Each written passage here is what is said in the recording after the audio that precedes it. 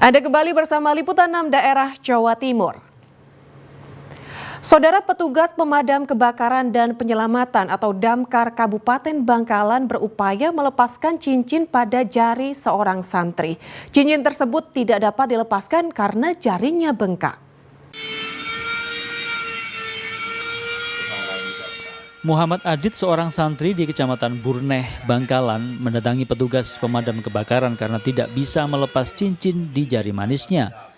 Awalnya, Adit yang masih berusia 16 tahun mendatangi Puskesmas dan RSUD Bangkalan karena cincin di jarinya tidak dapat dilepas akibat jarinya membengkak.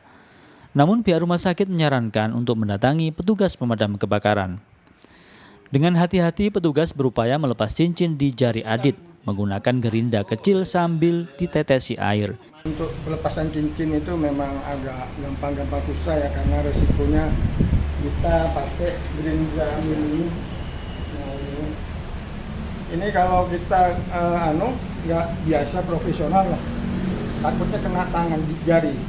Jadi prosesnya agak lumayan rumit, agak lama, apalagi bahan yang dipakai cincin itu bahannya agak keras, jadi lama.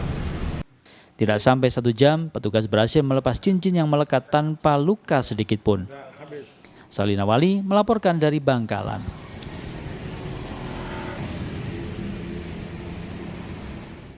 Saudara, niat bantu memberi tumpangan tidur teman prianya di sebuah kamar kos, seorang wanita di Banyuwangi kehilangan motor dan ponselnya. Pelaku ternyata pria yang dibantu dan baru dikenal melalui media sosial. Hasil penyelidikan polisi, pelaku seorang residivis yang sudah pernah dipenjara dengan kasus yang sama. Paribahasa air susu dibalas dengan air tuba. Barangkali cocok untuk pencuri di Genteng Banyuwangi ini. Bukannya berterima kasih sudah diberi tumpangan tidur oleh teman wanitanya. Pria bernama Rizky Yuliana, 28 tahun asal Kabupaten Ciamis, Jawa Barat ini malah mencuri motor dan ponsel. Pelaku menggondol motor dan ponsel saat korban bernama Kinanti Indah tertidur pulas di sebuah kamar kos. Pelaku yang berupaya kabur diringkus tim unit Reskrim Polsek Genteng di Jalan Raya di wilayah Kabupaten Jember, Jawa Timur. Pencurian ini bermula dari perkenalan korban dan pelaku di media sosial. Tersangka datang dari Ciamis ke Banyuwangi menumpang kereta api. Alih-alih memberi tempat untuk istirahat, pria tak tahu diri ini justru menggondol sepeda motor dan ponsel. Korban kemudian melapor kepada polisi dan tak sampai 24 jam petugas menangkap pelaku. Dari hasil penyelidikan, pelaku ternyata seorang residivis dalam kasus yang sama.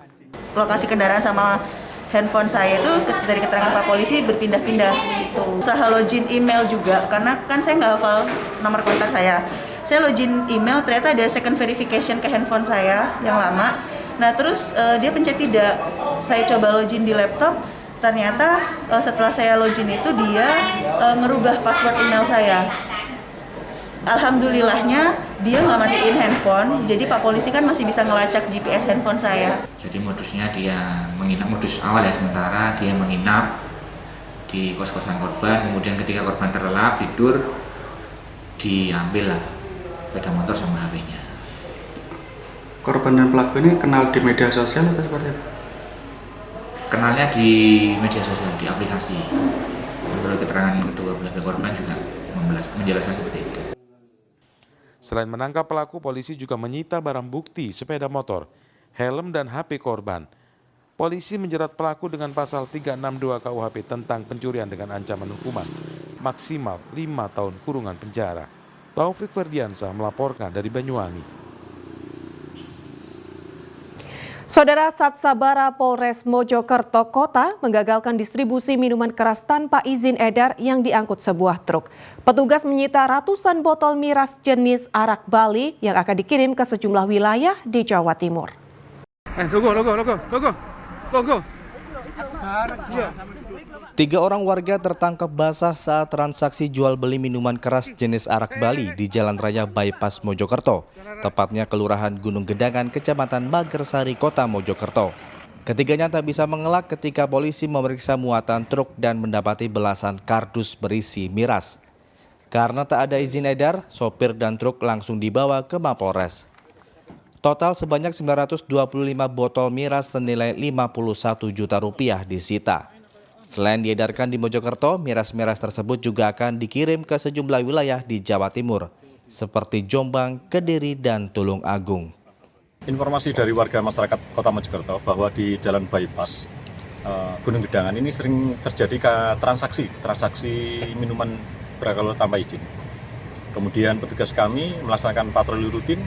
Kemudian pada saat patroli rutin tersebut menemukan satu kendaraan truk yang berhenti. Setelah itu anggota mendatangi kemudian melakukan pengecekan.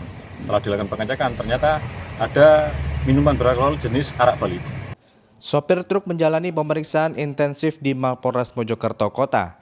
Agar tak disalahgunakan, rencananya dalam waktu dekat miras yang disita akan dimusnahkan. Dia Eko Purwoto melaporkan dari Mojokerto. Maling uang kotak amal di Masjid Tuban dihajar massa. Informasi selengkapnya sesaat lagi.